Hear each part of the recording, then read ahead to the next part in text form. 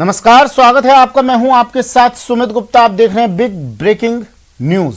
Bulletin की शुरुआत में बात संजीवनी की। जी हां, कोरोना संक्रमितों के लिए संजीवनी लॉन्च कर दी गई है। एंटी कोरोना दवा को लॉन्च कर दिया गया है। डीआरडीओ की नई दवा 2DG आज लॉन्च हो गई है। 2DG को रक्षा मंत्री राजनाथ सिंह ने लॉन्च किया। वहीं इस दौरान केंद्रीय स्वास्थ्य मंत्री हर्षवर्धन भी मौजूद रहे। इस दवा को डीआरडीओ की nuclear medicine institute and allied sciences ने डॉक्टर रेड्डी लैब के साथ मिलकर विकसित किया है।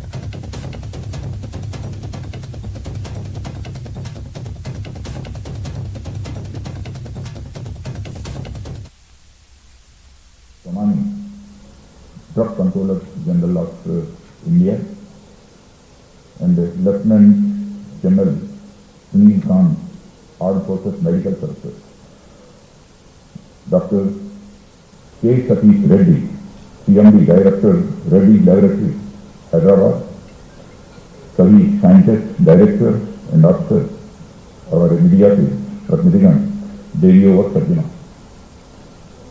सचमुच आज मुझे बेहद खुशी है कि डीआरडीओ द्वारा तैयार किए गए 2-deoxy डी ग्लूकोज, जिसका संक्षिप्त नाम है 2DG, इस ड्रग के लॉन्चिंग सेरेमनी में मुझे भाग लेने का अवसर प्राप्त हुआ है।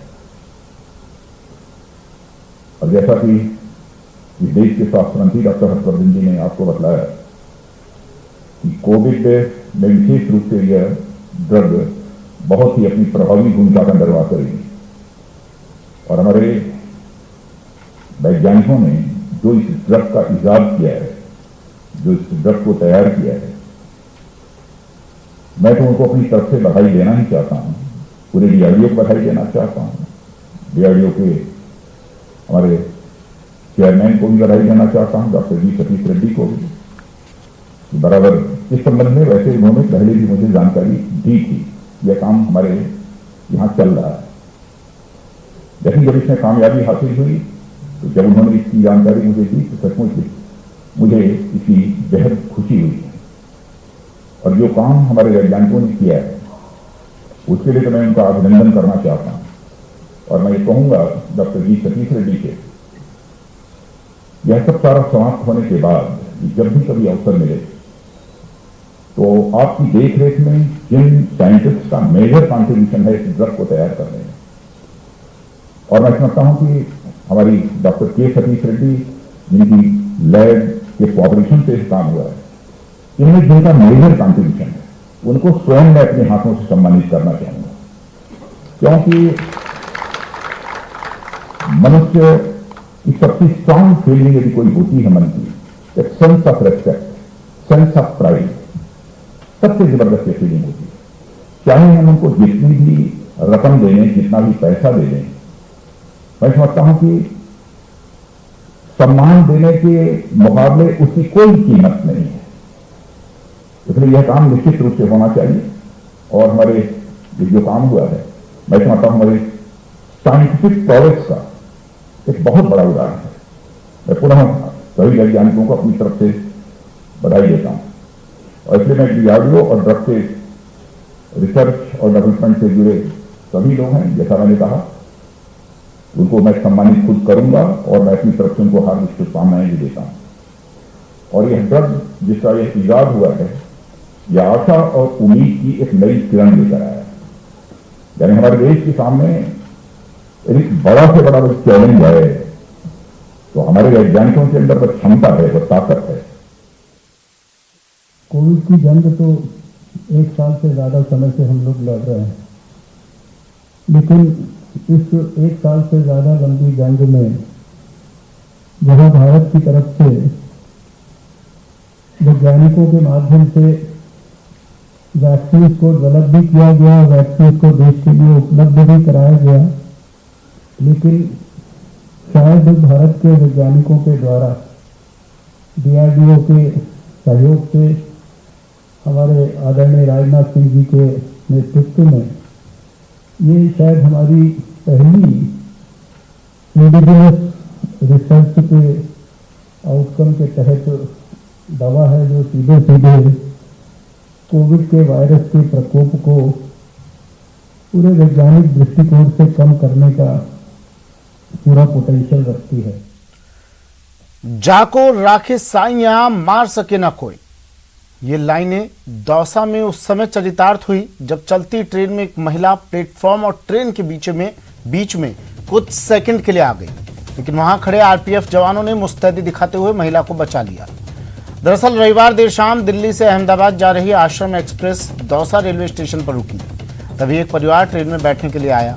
परिवार के सदस्य ट्रेन में सवार भी नहीं हुए थे कि ट्रेन चल पड़ी। तभी एक महिला ट्रेन में चढ़ने के प्रयास में गिर गई और उसका एक पैर प्लेटफॉर्म और ट्रेन के बीच आ गया। ये देख वहां मौजूद आरपीएफ जवान कालूराम ने दौड़ लगाई और महिला को बचा लिया। इसके बाद ट्रेन को रुकाया गया और महिला और उसके परिवार को ट्रेन में बैठाया गया।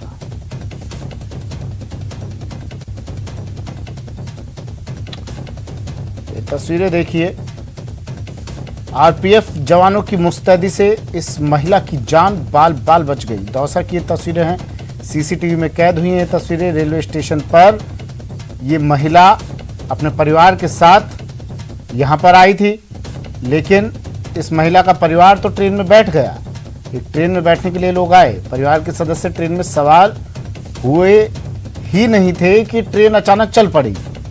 तभी ये महिला जल्दबाजी में ट्रेन में चढ़ने की कोशिश में गिर गई और इसका एक पैर प्लेटफॉर्म और ट्रेन के बीच आ गए। देखिए किस तरह ये ट्रेन में चढ़ने की कोशिश की और अचानक धड़ाम से गिरती है और ट्रेन और प्लेटफॉर्म के बीच में जो गैप रहता है उसमें फंस जाती है। लेकिन वहां मौजूद आरपीएफ के जवानों की सतर्कता से इस महिला को बचा लिया गया। इसके बाद ट्रेन को रोका और इस परिवार को ट्रेन से रवाना किया गया। स्टेशन पर मौजूद आरपीएफ जवान कालूराम ने जैसे ही इस महिला को ट्रेन से गिरते हुए देखा, उसने तुरंत दौड़ लगाई और महिला को बचा लिया। ये तस्वीरें दौसा रेलवे स्टेशन की।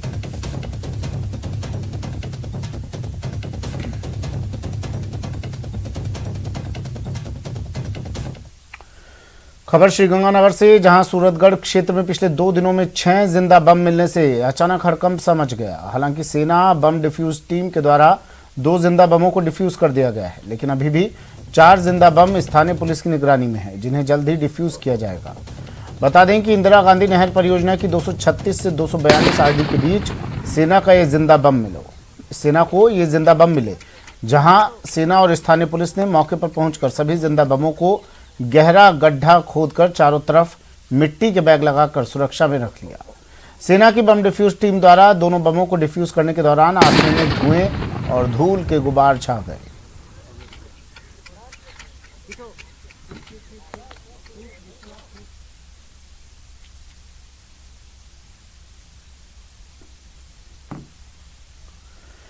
कोटा में बदमाशों का दुस्साहस बढ़ता जा रहा है। वे आए दिन लूट और झपटमारी जैसी घटनाओं को अंजाम देकर फरार हो जाते हैं, लेकिन इस बार बदमाश ऐसा नहीं कर पाए। देर रात बाइक पर सवार 3 बदमाश तलवंडी इलाके में एक राहगीर से मोबाइल छीनकर भागने लगे। लोगों ने पीछा किया।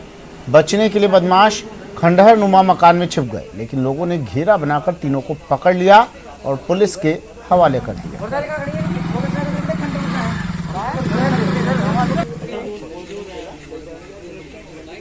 हमारे पड़ोसी अर्जुन जी, हम चांदनी हॉस्पिटल की तरफ मेडिकल पे दवाई लेने जा रहे थे, तो रास्ते में जाते जाते अर्जुन जी भाई साहब ने मेरे को बोला, देवेंद्र जी मेरे मोबाइल पे रिंग नहीं आ रही, जरा रिंग करना। तो मैं इनके मोबाइल पे रिंग करने लगा। उधर से एक मोटरसाइकिल पे 3 लड़के आए, उन्होंने मेरे मोबाइल को झपट्टा मारा, लेकिन मोबाइल नीचे गिर गया, इस वजह से वो तो बच गया, पर ये भाग गए। तो जो वहाँ पर दूसरा व्यक्ति खड़ा था वो भागते हुए एक जने को पकड़ में आ गया। एक जने को उन्होंने पकड़ के पुलिस को सौंप दिया। 2 जने भागने में कामयाब रहे। वहीं उधर से ही हमारे मोहल्ले के लोगों का फोन आया मेरे पास कि भैया ये इस खंडर मकान में घुसे हुए हैं और इनका चाकू वगैरह भी है। तो जिस तरह से हमने ढूंढा और खंडर मकान में घुसे, मैं खंडर मकान में घुस के इन दोनों जो अपराधी थे, जो चोर थे, उनको पकड़ के लाया और पुलिस को सूचना दी। पुलिस मौके पर पहुंची और दोनों को पुलिस को सपुर्द किया। तो मोबाइल छीन कर भागने लगे, जिनको वहाँ पर खड़े अन्य लोगों द्वारा पकड़ा और थाने पर लाकर पेश किया है। अभी उनसे प्रार्थना पत्र लिया है, आगे जैसी भी जरूरत होगी कार्रवाई। और बड़ी खबर, पीसीसी की आज जो वर्चुअल बैठक होगी, पीसीसी चीफ गोविंद सिंह डोटासरा की अध्यक्षता में बैठक होगी। सीएम गहलोत, प्रभारी महासचिव अजय माकन भी इस बैठक में शामिल होंगे राज्य सरकार के मंत्री, राष्ट्रीय सचिव तरुण कुमार, पीसीसी पदाधिकारी, सभी विधायक, अग्रिम संगठनों के अध्यक्ष और आमंत्रित नेता इस बैठक में शामिल होंगे। 21 मई से होने वाले कार्यक्रम और कोविड को लेकर चल रहे कार्यक्रमों पर चर्चा होगी।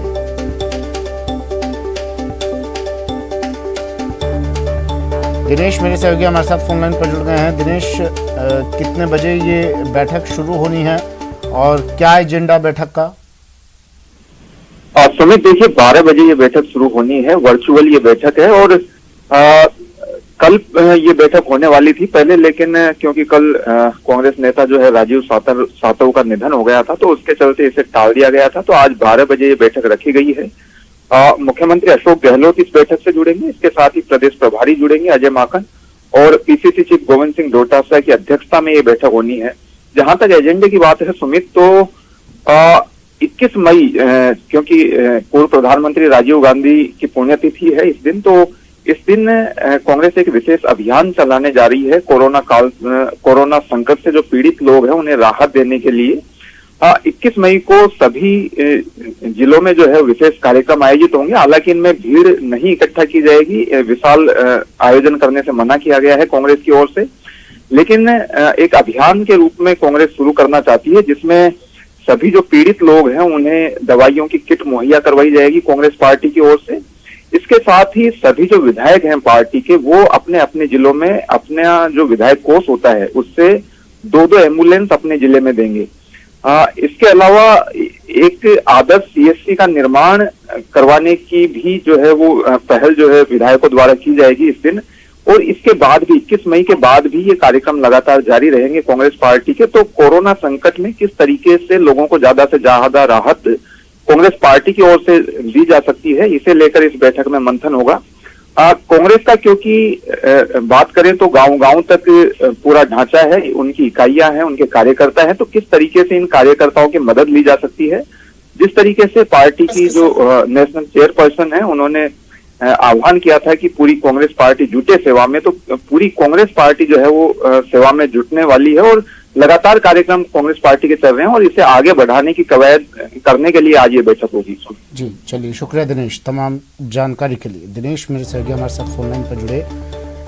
12 बजे बता रहे हैं ये बैठक शुरू होगी। पीसीसी चीफ डोटासरा की अध्यक्षता में बैठक होगी। आज पीसीसी की वर्चुअल बैठक, मुख्यमंत्री अशोक गहलोत, प्रभारी महासचिव अजय माकन भी इसमें शामिल होंगे।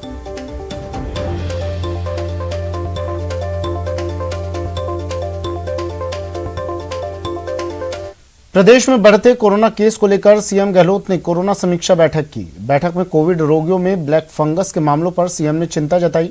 सीएम ने विशेषज्ञ चिकित्सकों के समूह की ओर से ब्लैक फंगस का विशेष अध्ययन करने और बीमारी के पैकेज को चिरंजीवी बीमा योजना में शामिल करने के निर्देश दिए। साथ ही सीएम गहलोत ने कोरोना केस को देखते हुए अस्थायी आधार पर सीएचसी पीएचसी के लिए 1000 डॉक्टर्स की सेवाएं लेने के निर्देश दिए हैं। साथ ही चिरंजीवी योजना के कंट्रोल रूम बनाने का निर्देश दिया। कंट्रोल रूम योजना से जुड़ी सभी शिकायतों का प्रभावी समाधान सुनिश्चित करेगा। चक्रवाती तूफान ताउते से निपटने के लिए सीएम ने एनडीआरएफ टीमों को अलर्ट पर रहने के भी निर्देश दिए हैं। प्रदेश भर में तूफान के कारण ऑक्सीजन की आपूर्ति सुचारू रखने और बफर स्टॉक तैयार करने के भी निर्देश दिए हैं।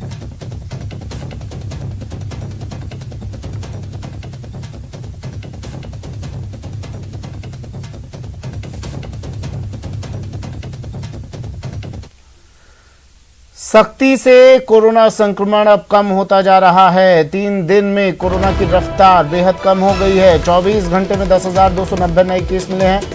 156 की मौतें हुई हैं। 24 घंटे में 24,440 लोग ठीक भी हुए हैं। प्रदेश में अब 1,94,382 एक्टिव केस।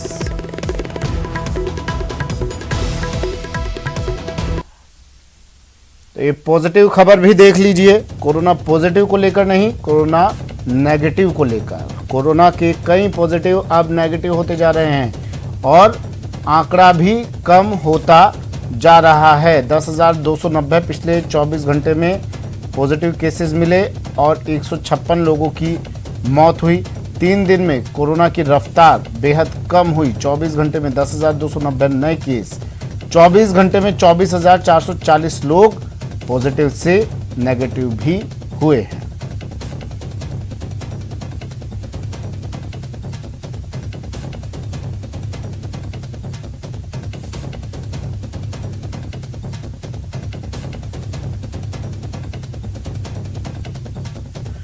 ये 5 दिनों की तस्वीर देख लीजिए। 12 मई को 16,384 केस आए थे, 164 मौतें दर्ज की गई।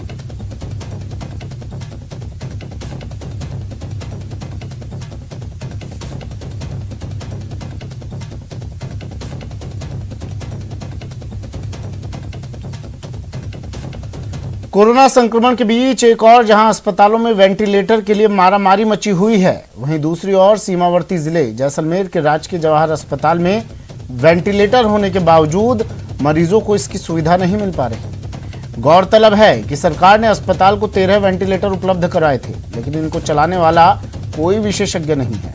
ऐसे में जीवन रक्षक मशीन शोपीस बनकर रह गई है। वेंटिलेटर्स को यूज़ किया जा रहा है कि यदि कोई पेशेंट आता है जिसकी स्थिति सामान्य से गंभीर होती है तो इमीडिएट अर्जेंट ट्रीटमेंट देने के लिए वेंटिलेटर्स डॉक्टर्स द्वारा उपलब्ध किए जा रहे हैं। लेकिन चूंकि एक्सपर्ट्स के द्वारा वेंटिलेटर संचालित किए जाते हैं और किसी भी पेशेंट की कोई भी ऐसी स्थिति हो जिसको हम टैकल कर सकें तभी तक हम उनको टैकल करते हैं। ज़्यादा स्थिति अगर खराब होती है, किसी की स्थिति में डिटोरिएशन आता है तो उनको हायर सेंटर पर रेफर करना मजबूरी हो जाती है। तमाम जो हमारे पीएमओ साहब हैं, सीएमएचओ साहब हैं, मैंने उनको कहा है कि सरकार की तरफ से वेंटिलेटर 13 उपलब्ध है। अब डॉक्टर की इच्छा शक्ति होनी चाहिए कि आज व्यवस्थाएं होते हुए भी मान लो एक आदमी की भी जान यदि वेंटिलेटर में बचती है तो मैं समझता हूँ ऊपर वाले की दुआओं से तो ऊपर वाला बचाता है तो बहुत बड़ी बात है। आज 13 होते हुए भी यदि एक भी वेंटिलेटर चालू नहीं है, आज कुछ जाने की हो सकता है वो जाने बच जाती है। वेंटिलेटर सभी जिलों के अंदर हॉस्पिटल के जिला मुख्यालय पर पहुंचाए और आज वो उपयोग होना चाहिए, लेकिन राज्य सरकार ने ऐसा कर रखा है कि उसका उपयोग नहीं हो और उसकी वजह से ये वेंटिलेटर पड़े हैं। मैंने आज यहाँ पर भी बैठक के अंदर कहा है अधिकारियों से कि उसका तुरंत प्रभाव से उपयोग हो ताकि आम आदमी या जो गरीब व्यक्ति है या जो भी जरूरतमंद वेंटिलेटर की आवश्यकता उसको वेंटिलेटर की वजह से ऑक्सीजन का सपोर्ट मिले और उसकी जान बच सके। लॉकडाउन का आज से आखिरी सप्ताह शुरू हुआ है। अनुशासन बनाए रखने के लिए अजमेर प्रशासन मुस्तैद है। लोगों में लापरवाही ना रहे इसके लिए एडीएम सिटी गजेंद्र सिंह राठौड़ खुद सुबह शहर के दौरे पर निकले और लोगों के साथ समझाइश करने के अलावा जरूरत पड़ने पर सख्ती भी दिखाई। संवाददाता अभिजीत दवे ने लिया जायजा।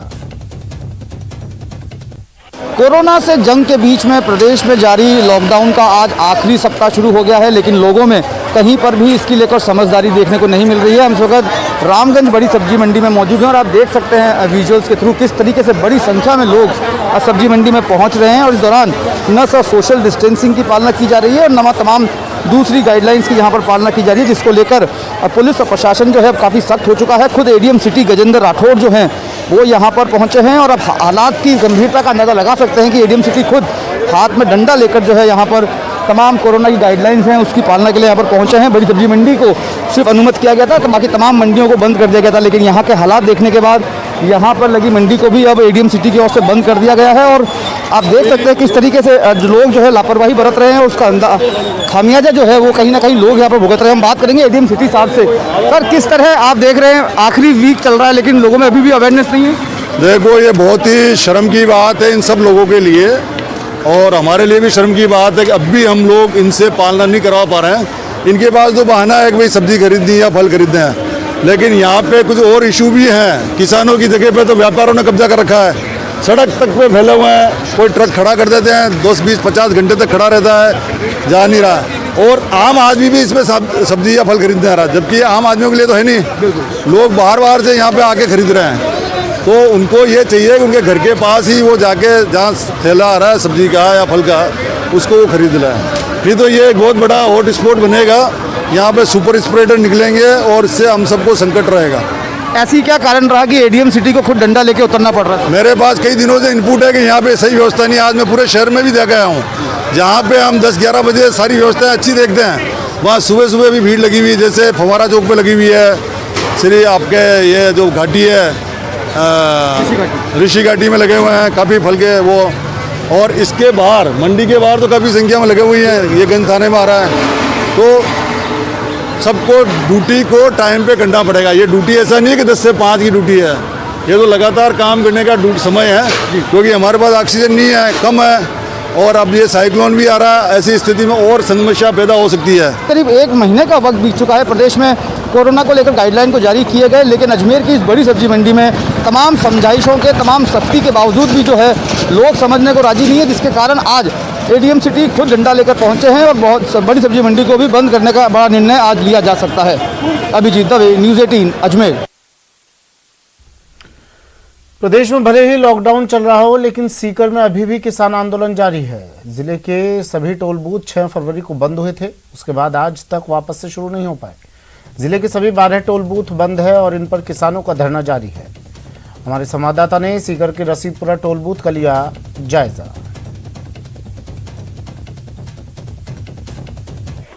देश में चल रहा किसान आंदोलन भले ही कोरोना वायरस की वजह से चल रहे लॉकडाउन के दौरान ठंडा पड़ गया हो, लेकिन सीकर जिले में अभी भी ये आंदोलन उसी तरह चल रहा है जैसे पहले चल रहा था। और सीकर जिले के टोल बूथ जो 6 फरवरी को बंद हुए थे, उसके बाद आज तक वापस शुरू नहीं हो पाए हैं। इस वक्त हम खड़े हैं सीकर जिले के रसीदपुरा टोल बूथ पर। सीकर बीकानेर हाईवे पर स्थित ये टोल बूथ है, जिले का सबसे बड़े जो टोल बूथ है उनमें शामिल है, लेकिन आज तक 6 फरवरी के बाद ये शुरू नहीं हो पाया है। और दूसरी तरफ आप देख सकते हैं कि जो किसान है वो बाकायदा छप्पर डाल करके यहाँ पर बैठे हुए हैं। हालांकि जो कोरोना वायरस की गाइडलाइन है उसके तहत बहुत ही कम लोग हैं।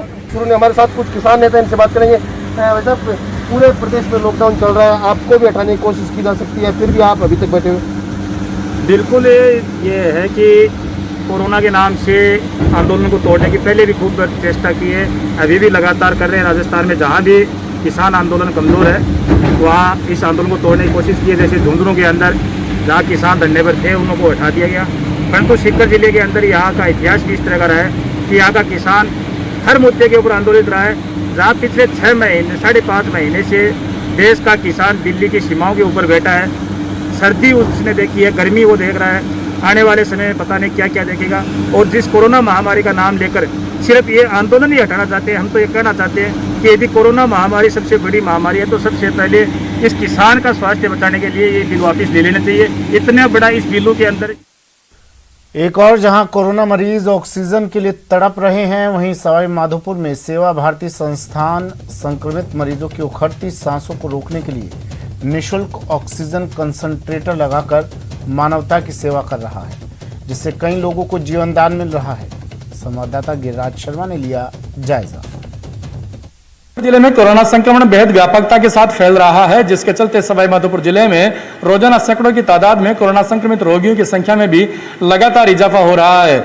सवाई माधोपुर जिले में कई कोरोना संक्रमित गंभीर मरीज ऐसे हैं जिन्हें ऑक्सीजन तक के लिए लगातार दर बदर भटकना पड़ रहा है, लेकिन अब इसी कड़ी के चलते कई भामाशाह तथा कई संगठन भी आगे आए हैं जो कोरोना संक्रमित मरीजों के लिए लगातार आगे बढ़कर मदद मुहैया करवा रहे हैं। हम बात कर रहे हैं ऐसे ही एक सेवा भारती संगठन की, जहां पर आप देख सकते हैं हम इस वक्त खड़े हुए हैं सवाई माधोपुर जिला मुख्यालय के आदर्श विद्या मंदिर परिसर में, जहां पर आप देख सकते हैं कि सेवा भारती संगठन के द्वारा ऑक्सीजन कंसंट्रेटर यहां पर लाए गए हैं और ऑक्सीजन कंसंट्रेटर यहां पर लगा करके जो कोरोना से संक्रमित मरीज हैं उनकी मदद यहां पर की जाने लगी है।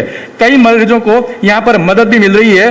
हमारे साथ में बात करने के लिए मौजूद हैं सेवा भारती संगठन से ताल्लुक रखने वाले सुरेंद्र जी शर्मा। आइए उनसे जानते हैं कि क्या और किस तरीके से मुहिम चलाई है आपने। यहाँ जिनका ऑक्सीजन लेवल 85 के आसपास रहता है उनको हम निःशुल्क यहाँ पे ऑक्सीजन प्रोवाइड कराते हैं, जिसमें 3 कंसंट्रेटर तो हमने यहाँ लगाए हुए हैं सेवा भारती संगठन की ओर से, और 2 कंसंट्रेटर हमने रणथंभौर सेविका में दिए हुए हैं। वहाँ पे हमारे इस तरीके से 5 कंसंट्रेटर काम कर रहे हैं और ये यहाँ पे सारे दिन 24 घंटे की हमारी सेवाएं उपलब्ध है। किस तरीके से ये जज्बा आपके मन में पैदा हुआ कि इस तरीके से मदद मुहैया करवानी चाहिए? ये हमारा सेवा भारती का आल राजस्थान लेवल पे और भारत के पूरे भारतवर्ष लेवल पे ये कार्य कर रहे हैं और जयपुर से हमारी संस्था की तरफ से ये भेजे गए हैं।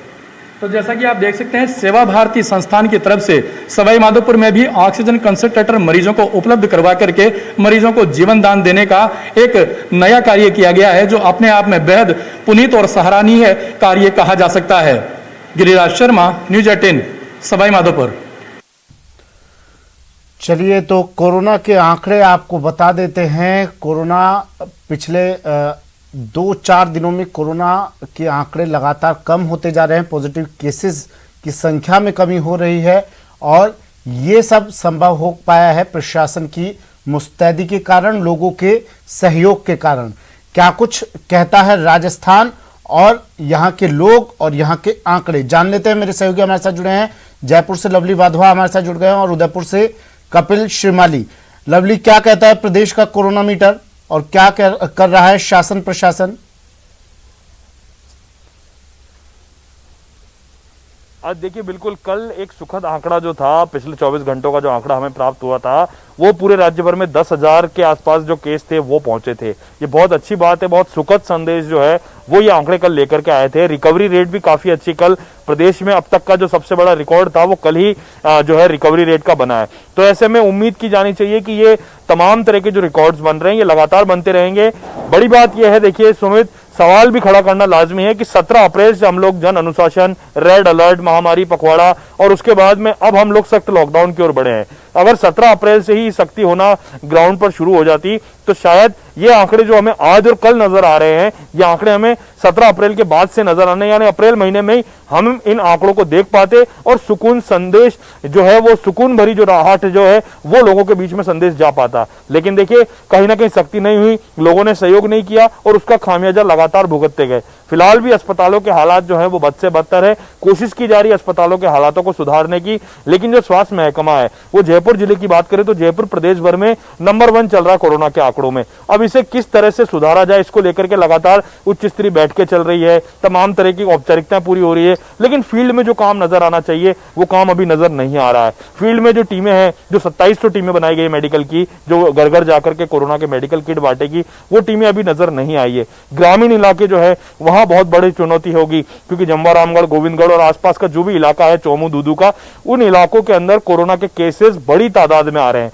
और सबसे बड़ी बात यह कि गांव में लोग जांच कराने के लिए नहीं जा रहे हैं, घर से निकल नहीं रहे। तो ऐसे में मेडिकल टीमों का भी कर्तव्य है कि वो लोगों को जाए, समझाए, घरों से निकाले, सीएससी पीएससी पर उनकी जांच की जाए। एंटीजन टेस्ट शुरू करने की बात की जा रही है। अगर एंटीजन टेस्ट शुरू होता है ग्रामीण इलाकों में तो तत्काल प्रभाव से पता लग जाएगा कि कितना सिम्टम्स है, किस तरह से आदमी प्रभावित है या नहीं है, तत्काल मौके पर इलाज दिया जा सकेगा। लेकिन वे केवल बातें करने से, केवल आदेश जारी करने से काम नहीं चलेगा। ग्राउंड पर चिकित्सा विभाग की टीमें जिस तरह से काम कर रही है, इसकी मॉनिटरिंग बहुत जरूरी है और चिकित्सा विभाग के सभी डॉक्टर्स, सभी नर्सिंग स्टाफ, सभी लोग उनको सैल्यूट भी करते हैं, क्योंकि लगातार 2 सालों से वो लोग जुटे हुए हैं। ऐसे में जब फील्ड के अंदर जो हालात हैं, ग्रामीण इलाकों के अंदर अब हमारे पास में चैलेंज होगा। हालांकि आज एक सुकून भरी खबर आई है कि डीआरडीओ की दवा जो है बाजार में आने वाली है, लेकिन ऐसा ना हो ये डीआरडीओ की दवा और वैक्सीन के फेर में लोग फिर से लापरवाही की वही तस्वीरें दिखाएं जिस तरह से हमने पहले देखी थी और कोरोना के रिकॉर्ड आंकड़े सामने आए थे। उदयपुर से क्या तस्वीरें, कपिल?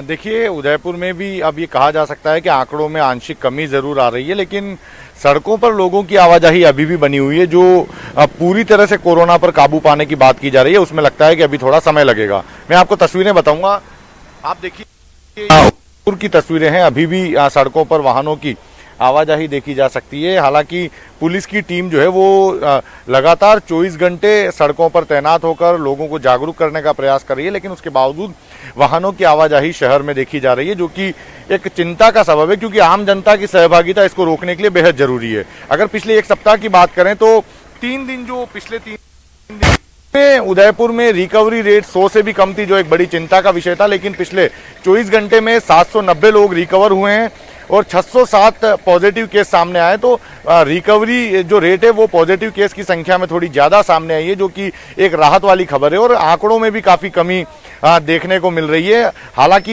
ये निरंतर बनी रहे, इसके लिए प्रयास करने जरूरी है और प्रशासनिक पहल के साथ में आम जनता की सहभागिता भी इसमें बेहद जरूरी है। जी ठीक है, चलिए शुक्रिया कपिल तमाम जानकारी के लिए। लवली आपका भी शुक्रिया। तो कोरोना के ग्राफ में अब गिरावट आ रही है, लेकिन सावधानी अब भी बेहद जरूरी है। बढ़ते अगली खबर की ओर रुख करते हैं अजमेर का। प्रदेश के इंटर्न और रेजिडेंट डॉक्टर्स अपनी लंबित मांगों को लेकर आज 2 घंटे की हड़ताल पर रहे। डॉक्टर्स ने सरकार से पिछले साल हुए स्टाइपेंड बढ़ाने के लिखित समझौते को तुरंत लागू करने की मांग की। संवाददाता विजय दवे ने डॉक्टर्स से की बातचीत। कोविड के दूसरी लहर से जूझ रहे प्रदेशवासियों के बीच में जो हेल्थ स्ट्रक्चर है उसमें सबसे रीढ़ की हड्डी जो है रेसिडेंट डॉक्टर्स और इंटर्न डॉक्टर्स, ये अपनी मांगों को लेकर आज से 2 घंटे के सांकेतिक वर्क सस्पेंड पर हैं और 19 तारीख से मांगे पूरी नहीं होने पर, जो इनका बेसिक स्टाइपेंड में बढ़ोतरी की मांग है वो मांग पूरी नहीं होने पर 19 तारीख से अनिश्चितकालीन वर्क सस्पेंड की मांग की है। और आज अजमेर के जेएलएन हॉस्पिटल में इंटर्न डॉक्टर्स, रेसिडेंट डॉक्टर्स तमाम जो हैं वो यहाँ पर 2 घंटे के सांकेतिक वर्क सस्पेंड पर है। उनकी डिमांड सिर्फ इतनी सी है कि 19 अक्टूबर 2020 को सरकार के साथ जो समझौता हुआ था उस समझौते को अविलंब लागू किया जाए। डॉक्टर गोवर्धन सैनी हमारे साथ मौजूद है।